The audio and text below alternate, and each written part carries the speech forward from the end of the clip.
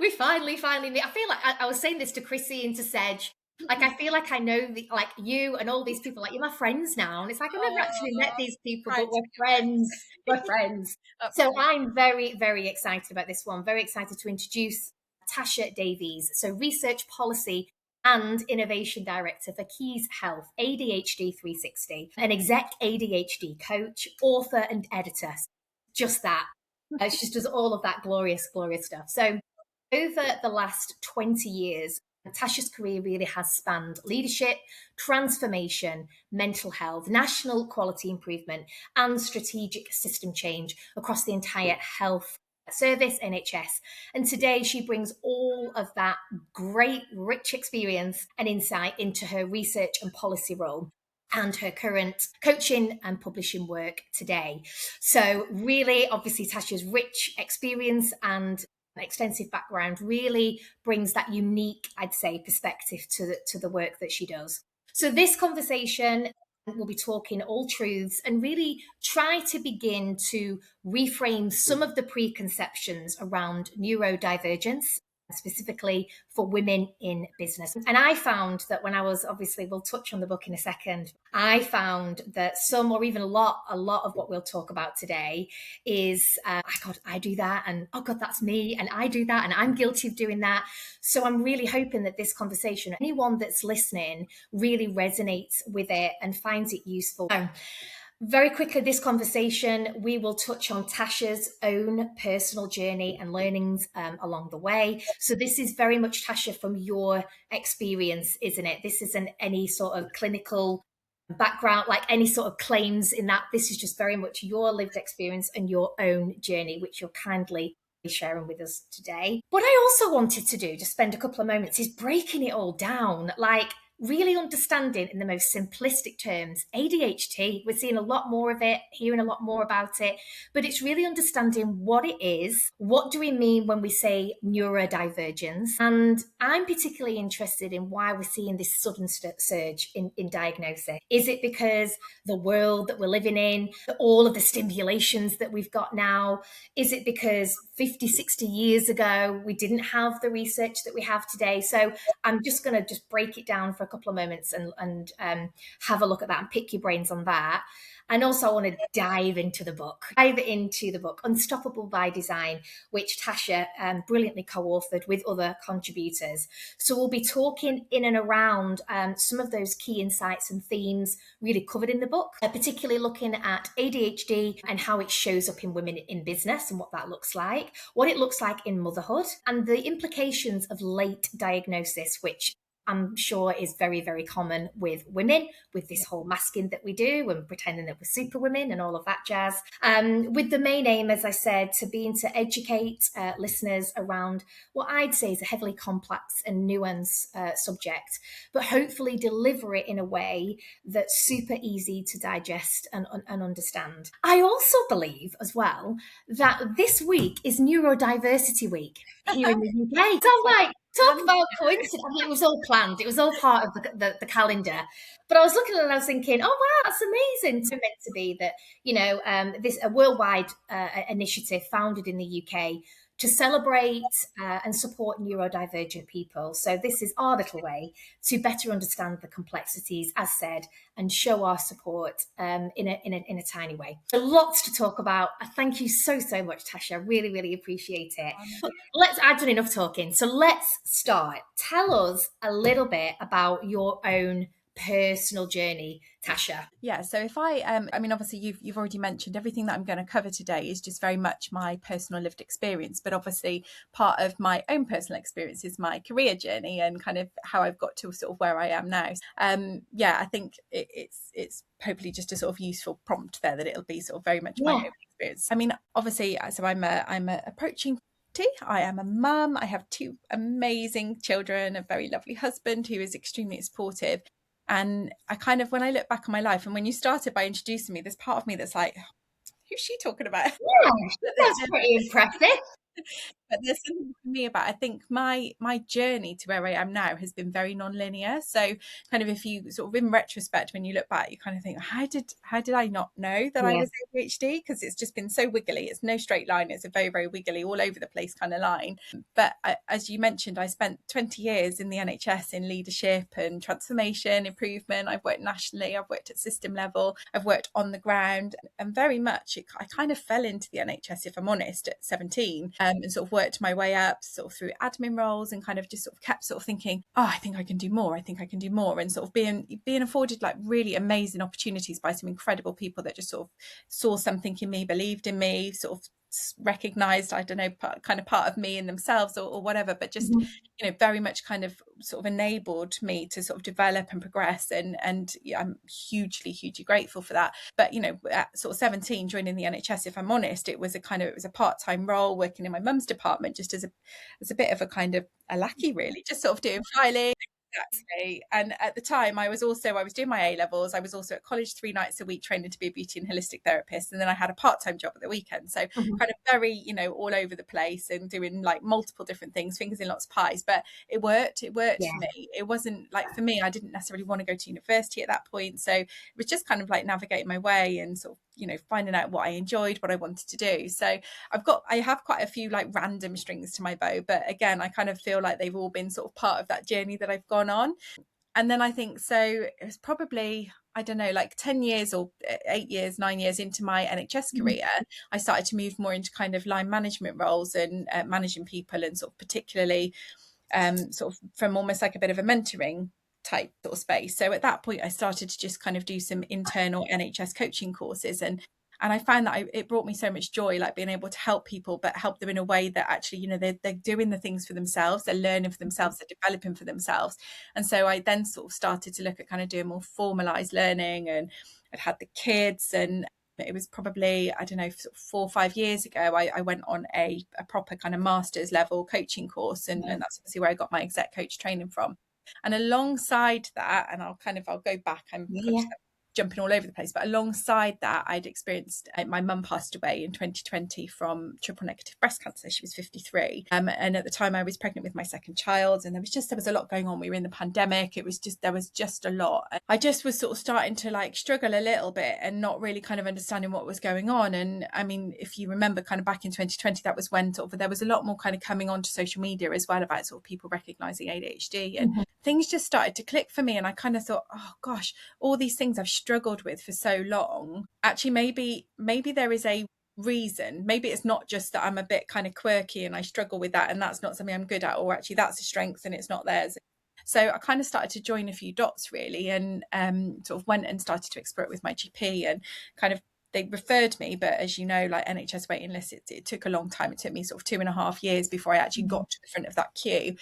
And getting my diagnosis coincided with me starting my coaching course. So it was very much kind of through coaching, like when you're kind of doing this sort of the training and things, you have to kind of go quite inwards. You have to really understand Okay. yourself, because being able to do that enables you to then sort of coach other people. So at the same time, getting that ADHD diagnosis, it was just like, it was wild. It was such a kind of lot of, I suppose, A mixture. opening who Yeah, I a mixture of emotions. Oh my God. Yeah. Exactly, but it kind of really sort of helped me, I think, to sort of understand myself. And I think, when I mentioned before about kind of joining up dots, and sort of, everything kind of, when my husband always kind of quotes the Steve Jobs quote about, things don't have to line up when you look forward, it's when you look back that they have to line up and they have to make sense. And when I look back, I mean, it was all there, it all makes sense. And I think that's kind of helped me to sort of get to where I am, is sort of being able to kind of look back, understand the things that help me, the things that sort of make me work better, but also the things that bring me joy and help me to help others. Because Yeah. I feel like that's been sort of very much that kind of that career journey I've gone on has very much been about, how can I make a difference, how can I add value, and how can I help people. And I like to think I'm doing that in some small way. You really, really are. And obviously we'll touch on the book, the incredible book that you've co-authored with other Thank you. contributors as well. But obviously 2020, you're like, okay, things are not right. So you yourself went to the GP and was like, and what was that like? What was that process? Did you just have an initial consultation? Did they know straight away? Or what does it look like? And obviously you're saying there's obviously a waiting list. Yeah, and I think, like people will have such a mix of different experiences with that. For me, it took quite a while, I think, to kind of really accept, because, you know, me, like many others, when you think of ADHD, I think there is still that very outdated stereotype of ADHD as the naughty little schoolboy that won't Yeah. sit still. And I think we can all kind of go back to our childhood and picture that boy in our class that was and I think that's still the kind of the very like the expectation that people have. So it didn't click for me for a little while. It took a while to kind of get to the point of acceptance with that, and to kind of almost sort of pluck up the courage to go online, find the actual screening questionnaire, and then actually go to my Okay. GP and say, look, do you know what, I'm struggling quite a bit, and I've done this online screening, and it would suggest that potentially I've got quite a few of these traits. And for me at the time, my GP sort of said, well, you know, to be honest, there's such a long waiting list, I don't know whether it's worth even sort of getting you referred, because you'll be just sat on that waiting list for ages. And I think, again, because I've got better over the years at advocating for myself, because I think, you know, kind of historically you kind of go, okay, thank you then, all right, bye, Yeah. sorry I've wasted your time, I'll go. Yeah. And at that point, I think, having gone through everything that I'd gone through with sort of my mum being really poorly, being pregnant, I was then kind of like, you know, proud lioness mum of 2 children, you kind of get to that point where you kind of go, actually no, I'm going to push a little bit, I'm going to put myself out of my comfort zone here. And I said, well, you know, all the same, I would like to still be referred, and I'd like to go down right to choose. So which obviously, again, I had some knowledge of it sort of from being in the NHS, but also because I had a friend that had gone down a right to choose pathway. So she said, okay, well, yeah, all right, well, we can do that, but it'll probably still be a bit of a wait. And kind of fast forward, it was still a bit of a wait. It was like 2.5 years before I got to the front of that queue. But sort of through that process, you do kind of a lot of onboarding, you fill in a lot of questionnaires, you get kind of secondary evidence, which most people would go to their parent, but obviously my mum had passed away, so I kind of had to use sort of other sort of close people within my personal life. So, my sister gave some insights, who obviously we'd grown up together, my husband, so you kind of get that sort of perspective. I also found all of my old school reports, so I uploaded those, and honestly, like, even if I How had nobody else that I interesting. could have asked, my school reports alone, I think, would have been enough for them to just go, Enough to go, yeah. And that's really interesting that they're not just listening to so part of this assessment, they're not just listening to your perspectives and your interpretation of things. They're after these external perspectives as well, from close family and friends, and even going right back to when you were small. So that's really, really interesting. yeah, and I think that's the thing, is that, you know, when there is a kind of a narrative, isn't there, that sort of lots of people are sort of jumping on a bandwagon. This is kind of the narrative that's out there, and I think that, you know, perhaps the bit that people don't really understand is that in order to be diagnosed as an adult, ADHD has to have been something that was prominent in your childhood. Okay. You have to be able to demonstrate that, and it's looking for, were the impact of those traits, were they prominent before the age of 12? And Okay. when you look back, so it's not I think that the challenge is, if you think about it sort of, and I know you're going to come on to the question about why so many women, when we get to the kind of the age of sort of approaching perimenopause or going through the kind of postpartum period, and you've got the brain fog and the forgetfulness and the sort of struggling Yeah. to juggle everything, that some of those traits are very similar to some of the ADHD traits. But actually, if it's a moment in time and it's not something you had as a child, then I ADHD may see. not be the answer. It doesn't mean it's not the answer, but it may Sure. not be But the it's the answer. process of elimination. Do you think then, just whilst we're on this, do you think ADHD in particular is you're born with it then? Is there an argument for that? Nature nurses nurture? Or is that still very much, who So knows? I wouldn't be qualified to answer that Okay. officially, but Yeah. obviously there's a lot of kind of differing views on that. I Right. mean, the likelihood is, if your parents have had a neurodivergent condition, then there is more likelihood that children will, especially if both parents have got it. So, but again, you know, you think of the generation, we're that sort of generation, that forgotten generation that are getting diagnosed later. Parents, I mean, I Yeah. suspect that definitely one of my parents, if not both of them, would have absolutely kind of had those traits. But Yeah. you know, they're older, they're not going down that route. Obviously my No. mum's not around anymore, so it's I think that the key for me with it is, there's a lot of talk, isn't there, about, you know, labels and things like that, and I think the challenge is, you know, as a child, I was labelled a people pleaser, or over dramatic, oversensitive, distracted, sort of daydreaming. So there's labels anyway, and I think the key thing for me, when you sort of think about the label comment, is what are the patterns Yeah. that are being noticed, and actually what's the impact of a little bit more understanding, and obviously we'll touch on that a little bit Yeah. more, but I think that's the key here, is that there's so many labels for So everything. many labels, and it's trying to identify the patterns, the labels, but then trying to reframe it as those reoccurring patterns, and then going, okay, how do Yeah, we work with it? Because what we don't want to do is suppress those patterns and no, we can't do that and we don't do it that way. It's like, okay, well, we can work with this, but we've just got to spot the signs and identify what that looks like. So you go through the assessments, you've had those external perspectives, and they go, yeah, okay, this is the diagnosis. Then what happens after that in your personal scenario? So at that time, I'm being very nosy and just tell me, no, don't be so nosy. This is stuff I've shared in my chapter as well, so I'm happy to share this. I think, again, just to kind of come back to it, is this is not everybody's experience. Some people will go through that diagnosis immediately and they get the right care. I'm very fortunate that the organisation that I work for, that's exactly kind of our mission. We have this amazing end-to-end pathway for people going through that process. For me at the time, the provider that I went through, unfortunately, and I didn't know this, but they ran two separate pathways. So there's a diagnosis pathway. You get to the front of the diagnosis pathway or the assessment pathway. You either get your diagnosis, don't get your diagnosis, and then you join the back of the next queue for intervention. And I didn't know that at the time. So I kind of expected it to be this whole kind of, right, well, you've got ADHD and here's the thing that we're going to do. Here's what next. Yeah, because that's what we do, isn't it? It's like, right, how do we work with it then? For me was, which route do you think you would prefer to go down? And at the time, of psychoeducation was something that was kind of part of an offer. So I said, well, actually, yeah, I think I'd like to understand more about it, because I think whilst I'd done some research at that point, I wasn't like an expert in it, and I didn't.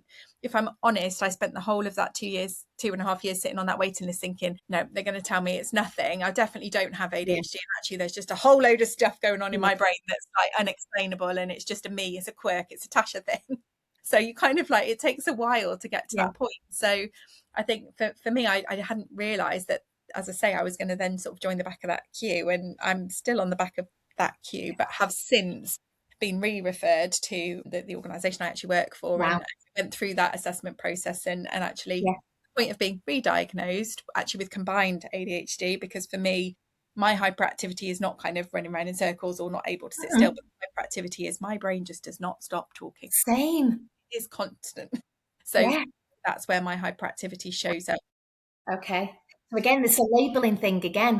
Absolutely. Hyperactivity is running around, can't sit still, fidgety. It's that physical, but it's like, no. And it can be that too. And you can absolutely, you can have both, or you can have one, but it's being able to understand that. And again, I think you said at the beginning of the call, like you talk about masking, particularly girls become experts at masking. So do boys, but girls absolutely, kind of move into sort of people pleasing. And that was very much kind of the sort of the space that I had occupied, was on the surface, nobody would know that I'm this kind of swan paddling like mad underneath just to kind of stay on top of them and to fit and to, so I think that for me was massive. Like, not only had I been diagnosed and kind of got to acceptance with that, but then getting re-diagnosed and being told, no, you are combined type, because I mean, goodness, listen to the way that you're talking in your brain. And it's but that's okay, and that's so normal. Like, I think that there's an expectation that having ADHD means you're not normal, and it's not that at all, because what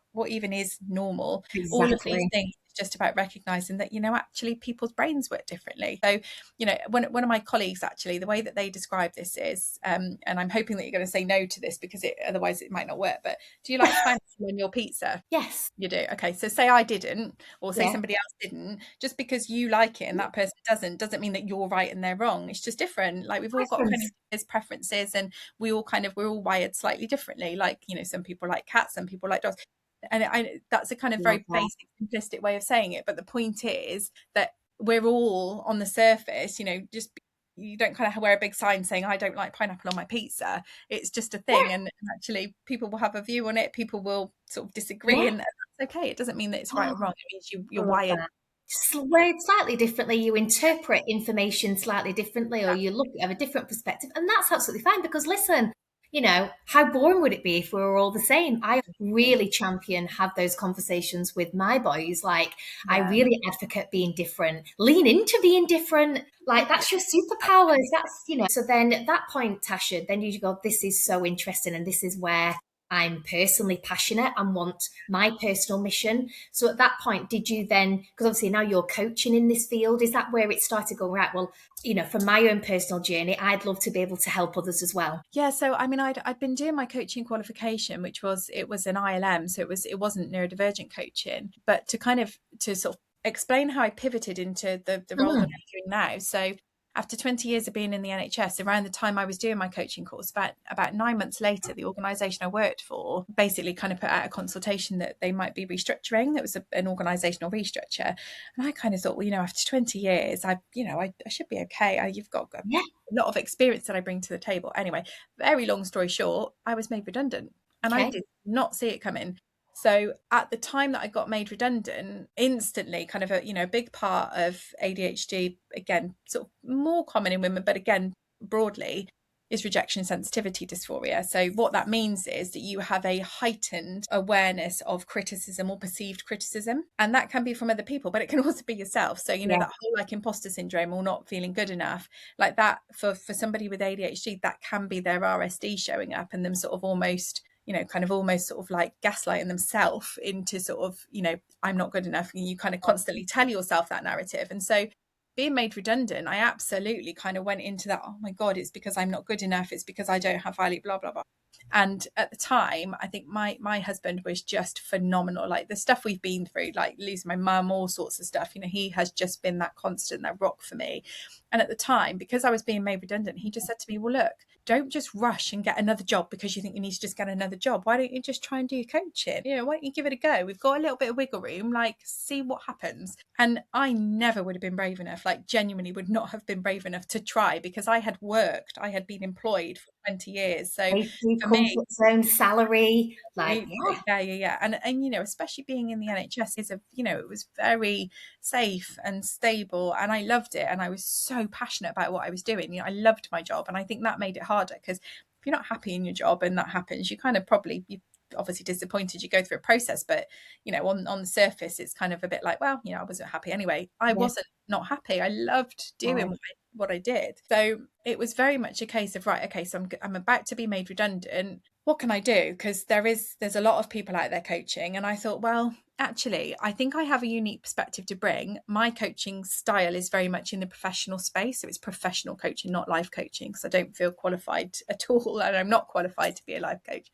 But I thought, actually, what I might want to do is actually understand how to do neurodivergent coaching more, so like Yeah. kind of pivot my coaching style. So I did it was a short course, which obviously, because I had the sort of the grounding of my master's level course, for me it was just about kind of, again, sort of almost sort of learning a different technique to sort of, I suppose, enhance what I was offering.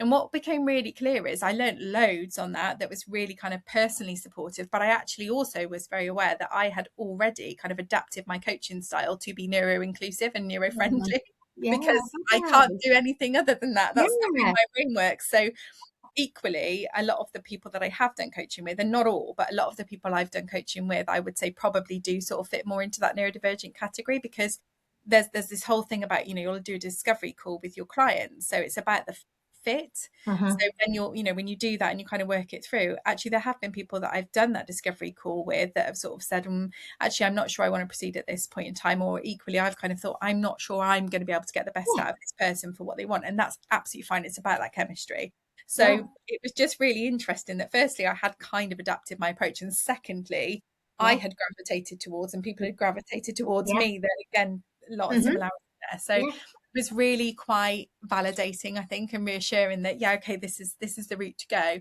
So I started doing some coaching, but I also kind of alongside that was doing some healthcare consultancy, which is obviously, it was the transformation improvement project stuff that I'd been doing for many years in my employed job. And it was at that time that I was commissioned to do a piece of work for ADHD 360, and that's kind of how I ended up sort of coming to work for them. So they were happy with the role, with the piece of work that I had done. We did a national webinar on it. It was a report that I had written, and they offered me a role, and that was Yay! I This is started. brilliant.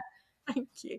It was about this time last year. I officially started with them on the 1st of April. So, and then we joined Keys Group, and it's, yeah, I feel so fortunate to have gone through that really difficult experience of being made redundant, which was really hard, but to find my way into an organisation that actually I'm now I'm recognized for the contribution that my neurodivergent brain brings. My Yes, expertise, but my neurodivergent brain. it's your And that's superpower. been the thing that I have tried to kind of hide and Suppress. press and fake a little bit, like to fit in. And actually I don't have to be something that I'm not here, which is just, yeah, I mean, it's amazing.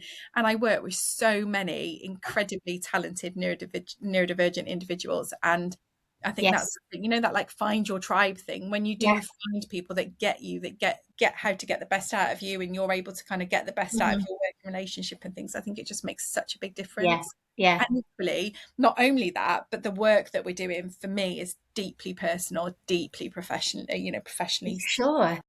And I think alongside all of that incredible work, you are like incrementally smashing the stigma of the neurodivergent conditions and the traits. And, because they do still have those, and it's the bad kid in the school. And it's like, no, no, no, no, no. We're going to get rid of all those really old, archaic stereotypes and start seeing it in 2026. And you're doing that. And I'm a real strong believer in things happen for a reason. And listening to your story there about the redundancy and that really difficult times, and now where you are now, all of that, Tasha, was meant to happen.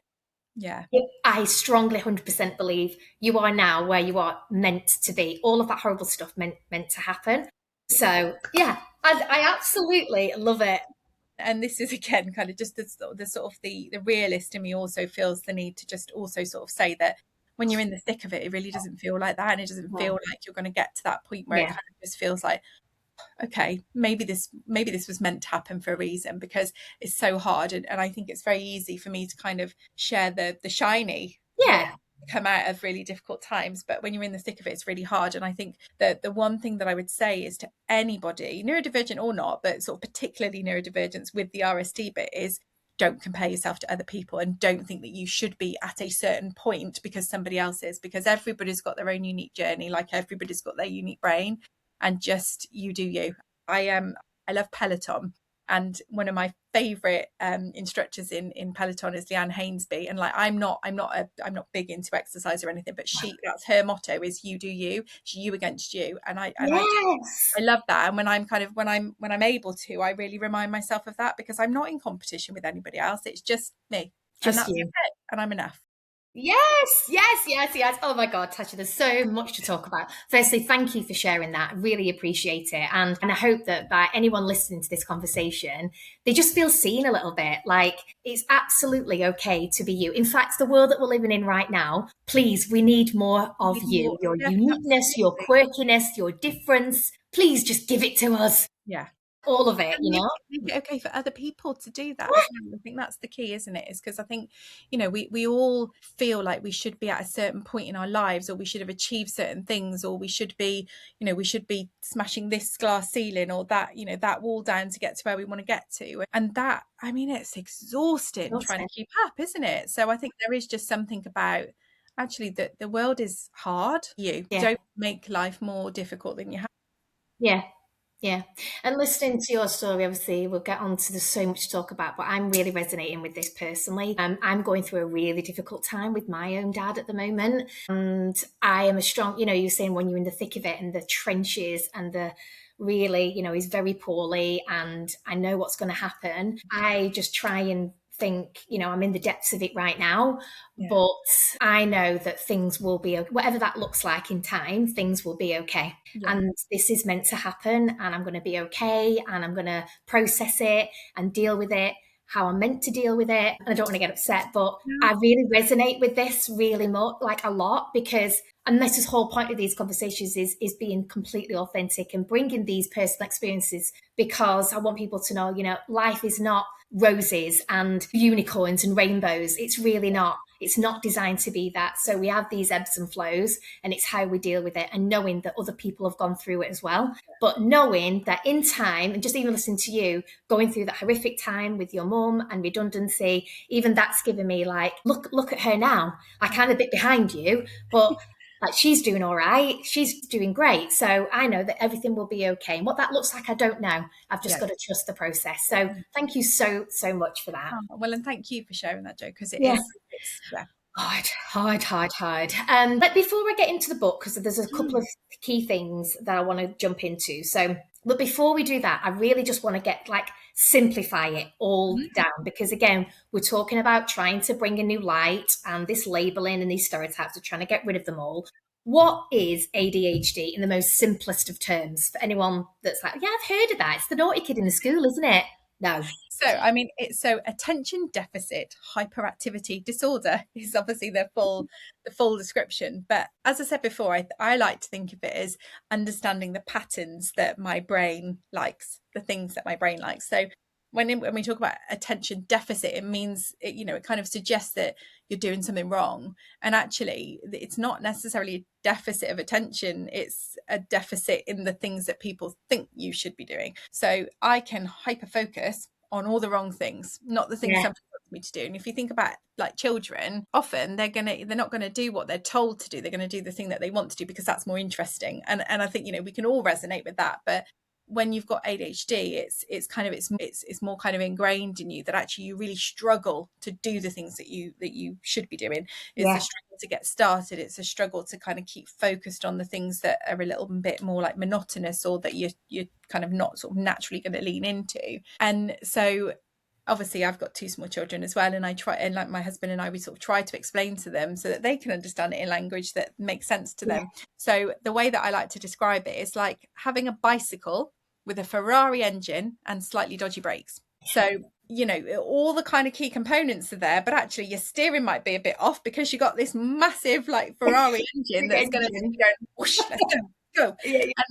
And then actually you kind of get to that point where it's like, whoa, hang on a minute, the brakes are not working for this like crazy engine that we've got. And I kind of say all of that sort of with a bit, a bit kind of tongue in cheek Yeah. and making light of it.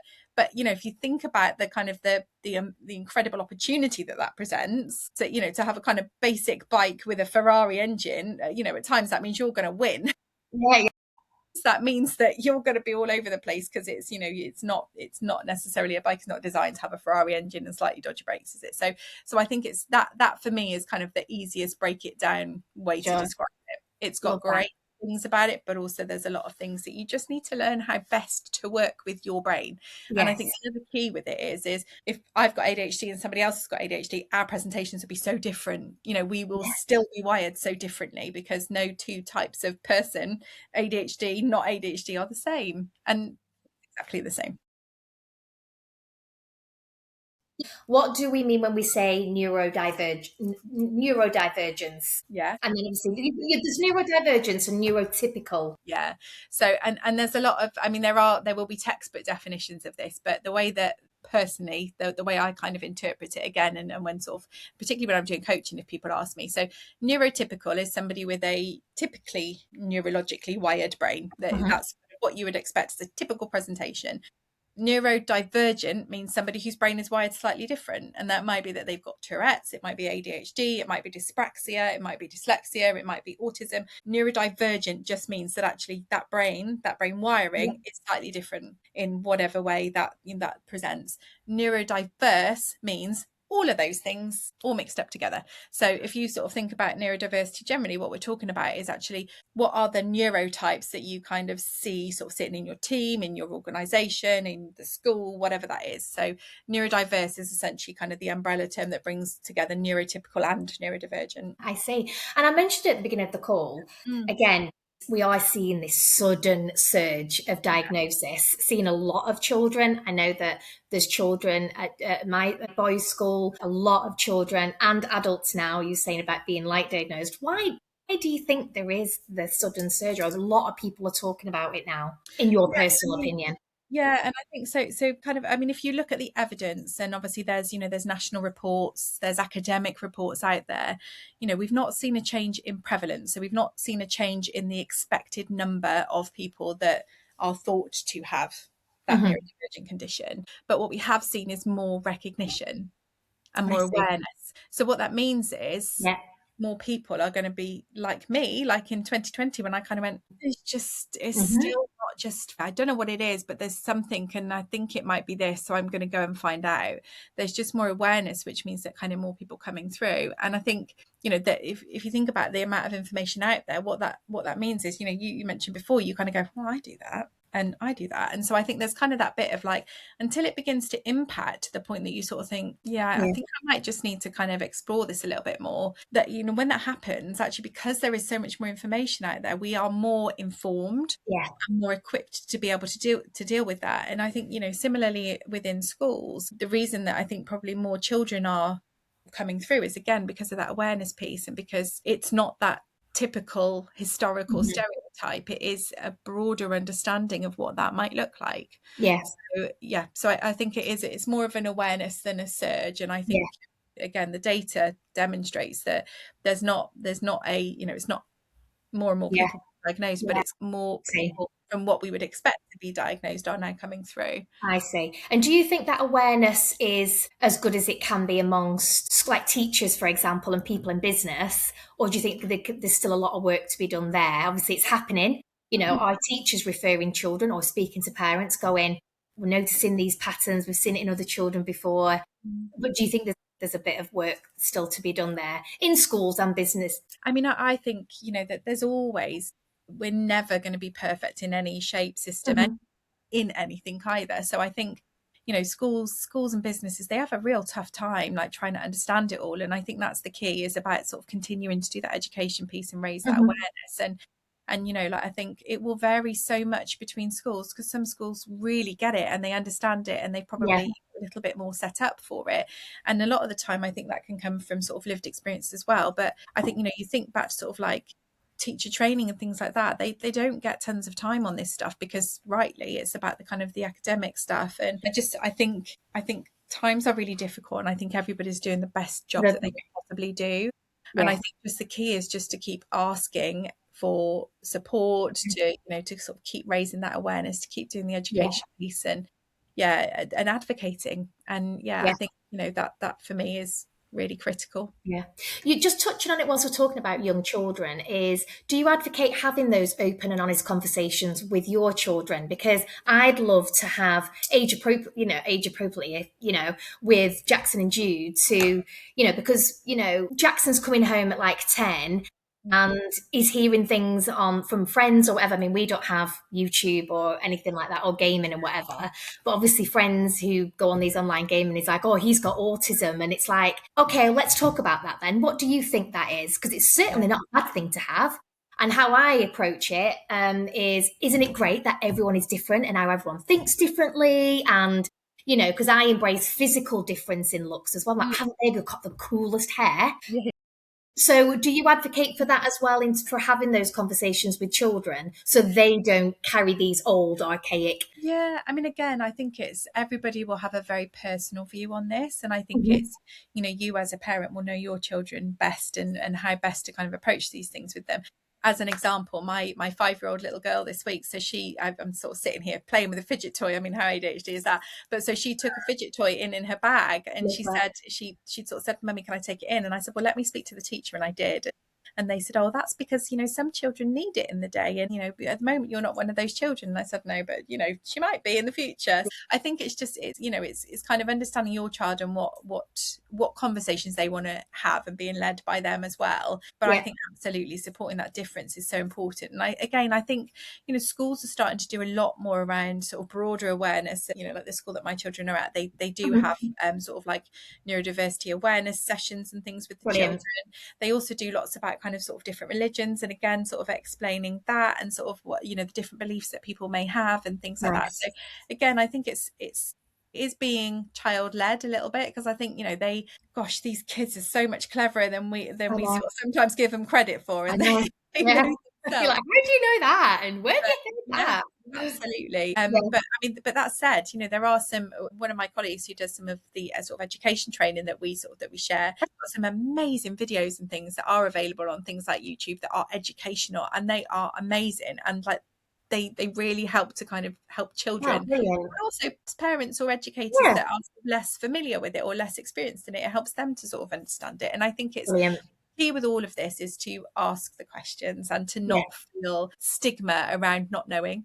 because we're all learning too all the time in the same way as kids are. And I think, you know, kids will come out with they'll ask the blunt questions because they're not afraid to ask it. So No. I really leaning into it and supporting them Yeah. with that I the think best. so. And like, obviously, I spoke to the fabulous Cindy Gallop. Principally, it's the same. Hers is all around sex education, but Yeah, she's like, the worst thing you can do is, oh no, it's really bad. We're not going to talk about that, and yeah, shut it down and just pretend it never happened. And it's like, no, talk yeah, about it, be honest about it, yeah, embrace difference. Is I think is the key absolutely. takeaway for me, which I'm hopefully doing anyway. Yeah.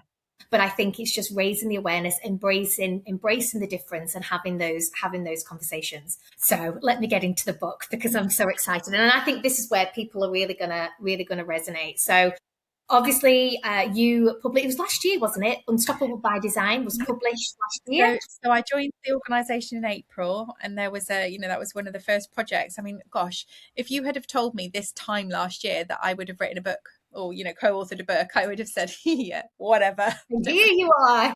But here we are. So, and this is the key, right? I said before it's attention deficit, but it's not. It's where do we want to put our attention? Because, the timeline that we did that book in was, I mean, it was crazy. Really If you sort of look back and think how quickly we did it, it was mad.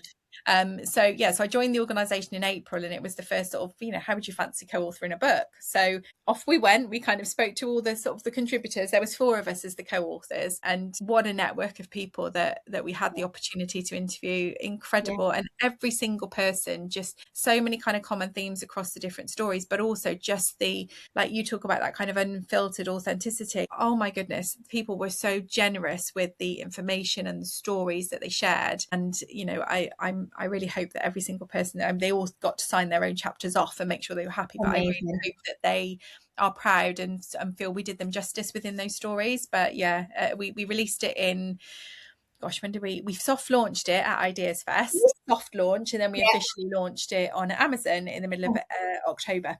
And amazing. we are currently in the process of recording the audiobook, which Have you got a copy there? I do. There we go. There it is. Said earlier. Brilliant. There it is. So yes. I mean, the impression I got from it, it's Yeah. obviously it's an intentional, easy to understand read with really the primary purpose of the book, Tasha, is to help women, or I say women, obviously the primary audience is women, but really stop trying, we've talked about it and touched on a couple in the conversation, but helping women stop trying to fix themselves and instead design a way of working and living in a way that actually suits and aligns with them personally. Stop trying to fit into something that's just not aligned with them. And then obviously we talked about turning this awareness into this self-understanding. So again, recognizing those patterns like the burnout cycles you mentioned, overthinking, the stop, the starting, the progress, and guide them how to interpret all of that. And ultimately, it's not about external success. It's about, you touched on it before, self-trust, trusting your decisions and your way of working ultimately is what that book's designed to do. So the first insight so there's a few themes and insights. So the first insight that I took was, and you've referenced it before, you're not broken, you're just wired differently, is quite word for word out of the book. And those with neurodivergent diagnosis often find it difficult or slightly overwhelming to operate in these systems we have in place. And as a result, they internalize that as they're falling behind, they're failing a little bit. Can you talk about a little bit more of that? Because I know one of the examples in the book, whether it was a contributor or an example, was the high achiever who secretly felt she was failing. So on paper, she looked like she was smashing life, career, leadership. She had it all, really successful, but struggled internally with missed deadlines, overwhelm, and this constant self-criticism. There was a real difference externally and what was going on internally. So can you just talk about that a little bit? Yeah, definitely. And I think you mentioned the book was kind of predominantly aimed at women, but that wasn't how we set it up. I think obviously there's such a diverse group of people that, just as I say, were so generous with their time. So it was meant to be kind of broader and across, maybe you're a parent with a potentially neurodivergent child, or maybe you've recently been diagnosed. Maybe you're sitting there at home sort of seeing some of the stuff that's kind of out there in the news or in the media, and you're sort of thinking, I actually recognize a lot of that in myself. Or, maybe you're a child of a parent who you think might be neurodivergent. Whatever, what we hoped was that there would be, even if it's just one line in the entire book that sort of makes you think, okay, I'm not broken. This is what's going on for me. This makes sense. I understand that. That resonates with me. So again, so broader, absolutely. But I think that to kind of come back to the bit that you said, a lot of the people in the book, absolutely, they would be kind of in that sort of high achievers. They've done incredible things in spite of having a brain that's wired slightly differently and Mhm. trying to fit into systems that perhaps they weren't designed to fit into. As you will have seen, yes, there's some more difficult stories and some more difficult insights that people have shared of their stories. And we know that the outcome for people with missed diagnosis of ADHD or unsupported diagnosis of ADHD, it's not always positive. There are the tragic and Mhm. really difficult stories that people have. But what we hoped is that this would be kind of a celebration and a sort of a hopeful thing that people would be able to resonate with. And I think, the key that we wanted to pull out, particularly with that bit about high achieving, and I think I mentioned it earlier, is to stop comparing yourself to where you think you should be in life. And it's not about lacking ability. It's probably that you're trying to work against the way that you work best and you're not realizing it. And so I think, for me, that's really critical, is just, stop that comparison and sort of really think about, where do you think you should be right now? And if you're not where you want to be, what can you change? And Yeah. what needs to sort of happen in order for you to sort of to work with that. And I think, like for me, again, kind of having the right support network around me was really important. Having people that got it was really important. But I also, I was in a fortunate position that I did start to have some coaching. And actually Mhm. now I'm having a little bit of counselling for it. And it's about understanding, what do I need to understand myself, to accept who I am, and then therefore start to kind of move through the what next for Yeah. me that works for me. When we say about, well, obviously, just touch on still on the high achieving, what do you think? And I'm referencing women on because this is Yeah, the yeah. audience, but what do high achieving ADH women need to unlearn again, in your opinion, or unlearn anything at all? It's not about unlearning. Is it maybe just embracing, their differences and how they interpret things? Yeah, I think absolutely embracing differences and not expecting that you should be at a certain point. Hmm. Hmm. Joe down the road or Yeah. Sally that lives around the corner is doing it. It's not. It's what's right for you. And I think that the thing that females generally that we often do is expect that there is a right or a perfect way that we should be doing things. Yeah. And even diagnosed, you know 4 years ago, even for me, I still hold myself to that standard of, well, this is how I should be doing that, or this is Yeah. the right way to do it, or that should be perfect. So I think, but that's kind of, for me personally, that's a really high Hmm. unrealistic standard that I hold myself to. Nobody else holds me to that standard, Yeah. by the Yeah. way. Yeah. That's Yeah. all me. So I think that's the bit, is just giving yourself a little bit of grace and not expecting there to be a right or perfect way to do everything all of the time. And then another theme that I took out of the book was this notion of small actions create change. Often ADHD brains often stall in this overthinking. They struggle with long term planning. But the methodology you guys talk about in the book is focusing on the small, consistent actions that Yeah. really build that momentum, rather than this waiting for perfection, because that doesn't exist. We know that. And Yeah. I'm guilty of this. I procrastinate. I try and get things absolutely perfect. Mhm. But instead of doing that, your idea is move and refine as you go. Just move. And then you can fine tune and tweak as you go. Can you talk about that a little bit more? Yeah, and I mean, they talk about, in coaching language, there's tools like, eat the elephant and eat the frog, those sorts of Mhm. things. So the frog is the kind of the sort of the, like, not very nice thing that you've kind of had on your list for ages that you keep putting off. Do that first. Or eat the elephant. Or you can't eat it all in one go, so how are you going to Yeah. break it down? And I think for Okay. me, that's really helpful. It's not always easy to do in practice, but it's just, what's the next thing that I need to do? And on the days where that overwhelm is so significant, I mean, again, personal opinion and not kind of any sort of clinical or professional kind of guidance here, because there might be other sort of co you know co Yeah. co-occurring conditions, mental health challenges that people are experiencing. But on those days where you kind of get up and you just think, oh gosh, I've just got so much to do today, I don't even know where to start. The first thing you need to do is get out of bed. Don't even Okay. challenge yourself to think, by the end of today, I've got to do all of this. Oh my God, I do this. What's the first thing that you need to do right now? And if it's get out of bed, Okay, I'm out of my bed. What's the next thing I've got to do? Right, okay, probably need to have a shower. Okay, I'm going to have a shower. Right, win. That's a win. That's going to give you a Oh dopamine my hit. gosh, this is Got out of my brilliant. bed and I've had a shower. Okay, what next? Right, the kids need breakfast. Okay, that's what I'm going to go and do next. I'm not even going to challenge myself to unload the dishwasher. But again, some of the people that I follow on Instagram, things like unloading the dishwasher. I mean, actually, my son did it this morning. I could have fallen over the Oh my second I walked gosh. into the kitchen. He's 7. Who's an incredible psychotherapist, she talks about setting yourself these little challenges, and I love it. So she has this challenge with the dishwasher where she'll boil the kettle and she has to have unloaded the dishwasher before the kettle finishes boiling, and that just gamifies it. Yes. Little reward and that Yes. personal challenge. That's not you against anybody else. It's No. you trying to kind of win Love and that. get a little dopamine hit. So I think that for me is key, is don't try, and by the way, I'm not perfect to this at all, and my husband would be sort of sitting there going, Yeah. Tash, Try doing that. follow this, follow your own advice, but Yeah. what's the next thing that you've got to do? Because if you try and do it all and you try and think of the plan to do I it do all, this. that's where it gets I overwhelming. do this. So I'll wake up and go, oh, I've got that proposal to do. I've got to get Jackson's balloons. Oh my God, I've got to order his cake. And I'll do all of that. And my husband's listening. He's like, hold on a minute. Just stop. Just stop. Yeah. You're firing also literally just stop. And then the overwhelm comes and the anxiety. I'm falling behind. Oh my God. Oh my God. And it's this spiral.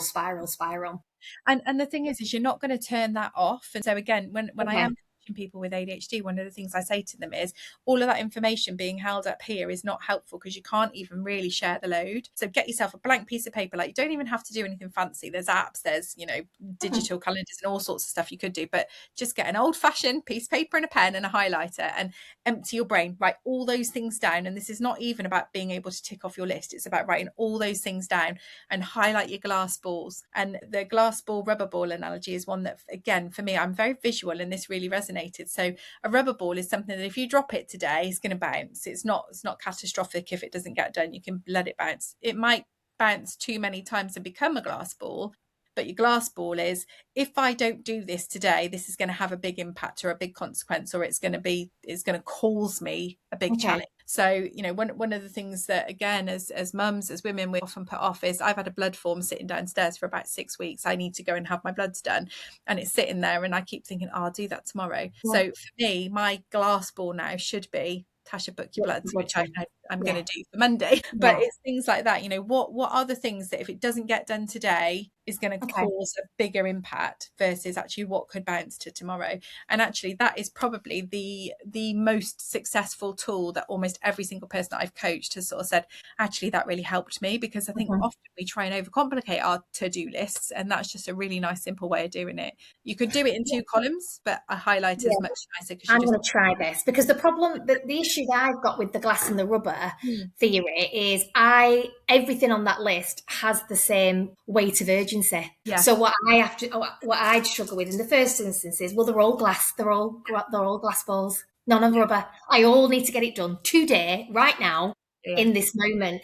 So even just doing that exercise of glass and rubber, I think you've just got to, there's a skill in that. If they're all glass balls for today, what's a rubber ball you could bounce to somebody else? So it becomes their glass ball and not yours. That's it. But I have another problem with relying on other people. I have a huge problem with delegation. It's always got to be me. I've got to do it. I've got to sort it. I hate delegating. I hate asking for help. So it's all of these things.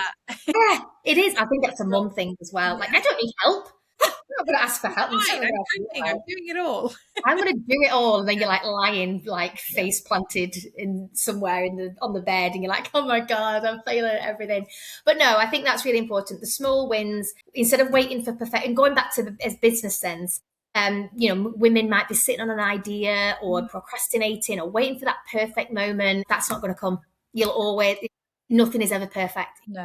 You'll be waiting forever. Yeah. So in a business sense, just go, just go and fine tune as you go. Absolutely. Because I often find, my personal opinion, doing it right now is confidence comes after action. Of course. And built through that proof and repetition and small wins. So definitely love all of that. Insight 3. Yes. Pivot is a strength, not a failure. So, and I think, again, loads of people will find this interesting. You talk about the concept, you and the guys from the book, you talk about the concept of pivot. a lot, and that's reinventing, that's redirecting this non-linear journey which you mentioned before. Everything's not in a straight lovely pretty line, it's a little bit jumpy and a little bit all over the place, but you reframe that, and often someone would look at that and go, God, how indecisive, they don't know what they want. And it's like, no. You reframe it as actually changing paths is part of success. It's all part of the journey. And it's not actual evidence of that inconsistency. Yeah. You guys, again, try and normalize those career pivots in a way that feels powerful for women. Again, changing that direction is actually learning's not failure. Can you sort of build on that a little bit? Yeah, absolutely. And I think, there's so many amazing people in the book that really sort of talked about their pivot from kind of what they thought they should be doing into kind of where they are now, and the success that's come from actually moving into something that gave their brain that joy and kind of enabled them to kind of work with their brain. I think one of the things I was going to share, I'm just trying to find the quote here. Emma Walsh, who she's this Formula One presenter, and she's also she was in Made in Chelsea. So she says, don't listen to people telling you to choose one path. Eventually people will call it being a multi-hyphenate, and it will sound really impressive on LinkedIn. I'd never heard that word until she mentioned it. I thought, it's that strings to your bow and kind of jack of all trades, but actually that should be celebrated. Being able to pivot and kind of have this sort of multi-hyphenate approach to things, actually it's amazing. It's such a superpower. I mean, it can be tiring as well, because you can be good at so many things, but actually that, again, what a skill, what an amazing thing to be able to do, to just be able to kind of pick up things that may not be sort of your path you thought you were going to go along, but actually it's right, and it's right for right now. Yeah. So you're saying, especially for any women that are listening in, and who have got these non-linear paths, is actually celebrate it, do more of it. Is basically, don't be frightened of it. If you want a passion, or you've got that interest, or you want to try that out, do it. It's great. I don't know where that came from. Like, you always got to stay in this one thing and do this one job, and that's only that you're good at. So I don't even know where that ever came from. I mean, I think there is there's a fear that comes with it, and we all, for the most part, we all kind of have bills to pay, and rent, or mortgages, whatever, to kind of keep that sort of stable roof above our heads and things. So I think part of it sometimes is it's necessity that we kind of stay where we are because of those sorts of things. But when I was made redundant, which again, decision that was like totally not mine at all, I was fearful to try something different at that point. And I was, like I say, I totally recognized the privileged position that I was in at the time, that we were in a position that I could try something different. I had a little bit of time, but what's the worst that could happen if you try something and you fail? What's the worst that's going to happen? You just pivot, you just do something different. And you don't judge yourself on your failure, because again, when I'm coaching people, and again, if I look at the things that I've got wrong in my past, or the things I didn't do in the way that I would have liked them to have gone, the learning that I've taken from those things is what makes me who I am. Because you think about all the people that kind of start in their their successful careers later in life. Maxine Laceby, who's the founder of Absolute Collagen, what a powerhouse, and she pivoted her business. She pivoted and started Absolute Collagen with her daughter later in life, and it's phenomenal. If you don't have the courage to try and to just put yourself out there, find someone that's going to hype you up and help you and be that kind of that safe space for you, but don't be afraid to fail. But I think it's not, let's reframe it from, it's not failure, all of these things. And I think that's where it's like, but what if I fail? And that's where the fear comes. And it's like, but it's not failure. It's just a learning. And that'll take you on to something else, and that'll go on to something else. And that there is, as I say, there is that caveat of, there are responsibilities, and there are things that you do to ensure that stability and that kind of security that you need. But so long as that can all be sort of managed and handled, if you've got an idea or something, why not give it a go? Just give it a go. Just give it a go. And embrace the multitude of things that you'd love. It's like, well, I'm already doing that, so I've got to stay in that lane. No. Try loads of different lanes. Go and hip across to that one and try that. And I love it. I'm a qualified beauty and holistic therapist. I also have got all sorts of like random like qualifications and things. I did an abnormal psychology qualification when I was like 21 because I was interested in it. And then I've gone up through my kind of NHS career. All these things give me such a kind of broad perspective and interest into lots of different things, but they also make me who I am. And I think there's such a again, it is a privilege, but there's such a kind of a sort of joy and a satisfaction that comes from that. This is a really another interesting one, which I hope you can build on. Is these you call them emotional cycles and energy management. So ADHD business owners, again in a business sense, often have these cycles between hyper focus, Mm-hmm. high input, but then in total contrast to that, burnout and complete shutdown. Yeah. How does that happen?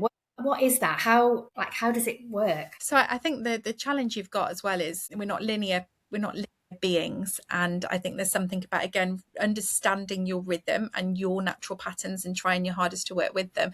If you've got the ability to be more flexible in your working style because maybe you've got a business or you work for an organization that supports that flexibility, understand your patterns, understand how you work best, and stop seeing burnout as a sign of success, because it isn't.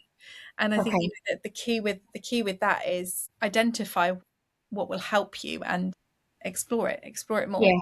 I think building recovery. So, we all, there's the quote, isn't there? Always put your own oxygen mask on before you put your Yes. child or somebody else's on. And it's so true, is actually you burnt out and exhausted is not going to be good for anybody, work, No. home, anybody. So building in that recovery time and allowing yourself, giving yourself permission to take your lunch break each day, or to switch off, or to go for a wee, or to get a drink. Those are basic things that Yeah. I think, again, you kind of get into that cycle of, oh, I've just got to keep going. And Yeah. then, then it impacts on you. And noticing your energy. When is your energy best? When's your time that you can do your really deep work, versus when is your time that actually you just need to have a little bit more kind of away from the screen time, whatever that looks like. And some people, their best energy time might be 2 a.m. That's okay for Wow. them. If they can make that work and they've got the flexibility to do that, great. Other people, it might be 6 a.m. in the morning. It's going to vary, Yeah. again, by people, but understand yourself. And And you think that's everybody? Everyone's got these cycles, these energy cycles that you just need to recognize. I know that a girl that I know, she calls it her hyper focus session. So like 6 in the morning till 9, she's like, give me anything and I feel unstoppable. yeah, yeah. Give me something on a Thursday at 5 o'clock. I'll be like, what are you asking me to do? What? So do you think that's common for everybody? Just to Yeah, I think so. I tune think, into that. again, I can't speak to sort of perhaps Online. people that don't have Yeah. neurodivergence, because my brain is very neurodivergent. So I know, for me, is if I get on a roll with something, so like, writing parts of the book, it was a case of me sort of saying to my husband, I need to get this done tonight, and I know my brain is in the space that I can do this. So if you're okay to sort the kids, putting them to bed, I'm just going to work. And like Right. one of the interviews, the person that I was interviewing, she was not able to do the interview until gone midnight. She'd been at an event. So we did that interview at like 12:30 in the morning. We were still bouncing it back at 2 a.m. I would not advocate that should become No. in practice, but there's something about, sometimes if you need to get something over the line, if you're in a position to be able to do it, are you going to cause yourself more stress by going, no, actually I'm going to switch off? But again, some people are really, really good at protecting, sort of really quite strict, no, I'm 9 till 5 and that's it, and I switch off. But again, if your brain doesn't work like that, so long as you are protecting your own personal boundaries, noticing your energy and understanding the best patterns for you, and you've got the support and the flexibility to do that, either from your employer, family, whatever, I think it's Yeah. not trying to fit yourself into a structure or a way of being, working, that is going to cause Yeah. you more stress. Because I think we're seeing that from a business sense, aren't we? We're seeing more flexibility, remote working. My brain certainly doesn't fit in that 9 to 5 mold. I'll be out driving and ideas are just popping into my head all the time, and I'll need to stop and write it down. So that's because obviously I'm very creative, for example, and creative thinker and ideation, and they'll just come to me all of the time. So how I do that is I stop and I'll write it down, and then I'll carry on. And the other thing is, there will be jobs absolutely that have very kind of core defined times, and there's a purpose for that, and that's also, like, it's not about sort of saying, no, everybody should just do, whatever they want to do whenever they want to do it. Like, it's Right. recognizing the role that you're doing and what needs to happen in order for you to be Mhm. most successful within that. And if you've got that ability to be more flexible and you've got the support, then I think Yeah. it's recognizing that and having those adult conversations at the end of the day. Mhm. You mentioned very quickly the role of community. ADHD women in particular often experience, we talked about masking, they'll just carry on. Yeah, I'm fine, I'm cool, give it to me, cool. And all the while they're like, oh my God, I am sinking, I am failing, I'm falling behind. And yeah, this feeling of different and a little bit loneliness. So, I think you're a real advocate of the importance of this collective momentum, that when you're on your own, you overthink. I'm the one that's different. But again, that community, it's that shared experience and support. Yeah, absolutely. And I think it's, finding your tribe, finding your community, finding Mhm. people that get you. It gives you the language to understand Yeah. yourself, to give yourself some compassion.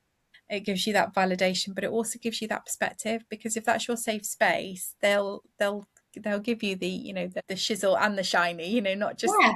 you want to hear. They'll be Yeah. there for you. They'll support you through that, and they'll have your Yeah. back. And I think Yeah, that's I love that, because like, oh, I do that, and it's like, oh God, really, do you? And you're like, yeah, I experience that all the time, and you're like, oh my God, for that, it's it's not just me then. Another thing that I really liked is you. I'm just really conscious of time, so I won't take any more of your time. But I could talk to you for hours, because I'm like, oh my God, this is so interesting. Reframing resilience. Resilience is often known as fearless, like super brave and really strong. And it's like, no, no, no. Let's reframe resilience is that continuing despite uncertainty and adapting when life throws you hard times. So again, ADHD often, start strong. I can really resonate with this. Super pumped, ready to go, loads of energy, but then it dies off a little bit. We struggle in that middle phase. yeah. What is that? Normal. That's normal. Very What normal. is that? There will be people that are absolutely, amazing at being so task orientated, like Yeah, start and finish strong, the whole way through.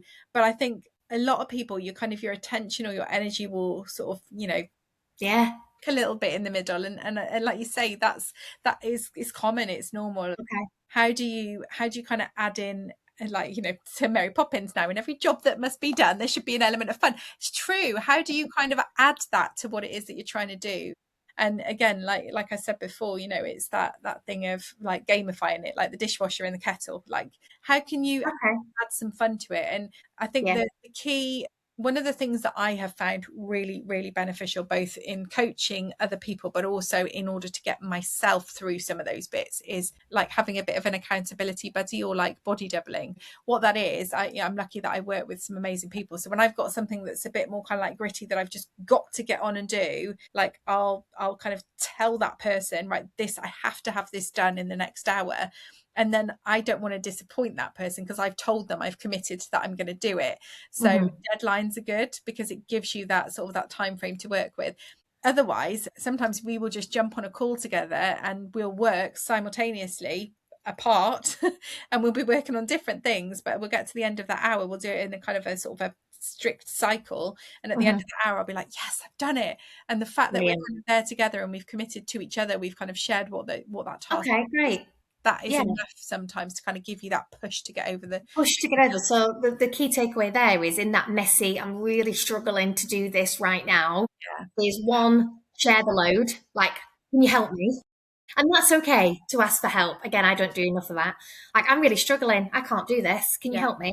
Or at least help guide me, or do the skeleton, or whatever, yeah, or input in some way. I think the key insight, and again, from what you guys discuss and what you advocate, is stop trying to fit in to molds that are not designed for you. Design life around you, and you will find that the magic happens and the weight lifted off. And you reference an example in your book, someone who followed these strict routines, super rigid planning, but kept failing to maintain them. So when they began to design their way of working, like, right, I'm going to scrap all of that. I'm getting too trying to fit into this box plan and really quite rigid. When they started to tune in, do those little tactics, their energy cycles, they began to design their way of working, and everything changed. They introduced this flexible structure, started to do work that was, around their interests, and these shorter cycles as well. and productivity was better, output was richer, all that sort of good stuff. Mental health was healthier. I think, yeah, I think you're all, I think you'd say advocates of all of that, aren't you? Absolutely. Yeah. And I think, where you perhaps do have less flexibility around stuff, try and identify the things that you do control.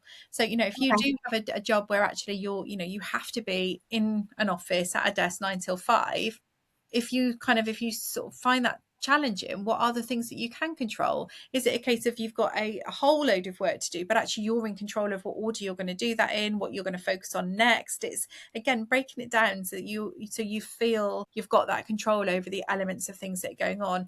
But also, I think, and again, a really hard one personally for me is not being in control of things. So when there's Mhm. stuff going on and it's something that's concerning me Mhm. that I find a little bit more challenging and I don't have control over it, naming it. I like to write it down and I like to go, that for me right now is not something I'm in control of. And it's really hard because I'm a problem solver. I like to be able to fix things. I like to be able to get things done. I like to be able to tick things off and know, Yeah.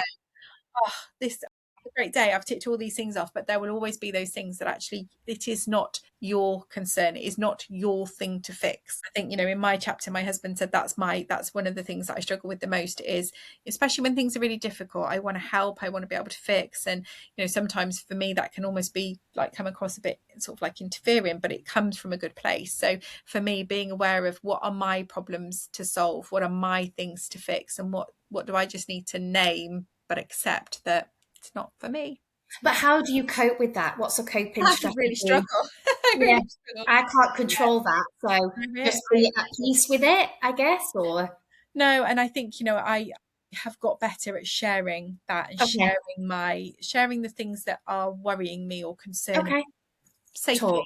with the right person, because everybody is necessarily going to be here for you to hear all the things that are troubling you. So find where your safe space is. And Okay, just sometimes, so one of the things I struggle with is actually my safe space would have been my mum. She would have been the person I'd call and just go, ugh, and just like completely download and go, these are all the things that are on my mind today, and then I would feel better because I've aired it and I'd shared it. And sometimes that's enough, is just being able to name it and give it the airtime that you're kind of yeah, processing it for yourself. So not having my mum around, that's been a real difficult shift for me, because she would be the person that would listen all the time unconditionally and she would just yeah. listen.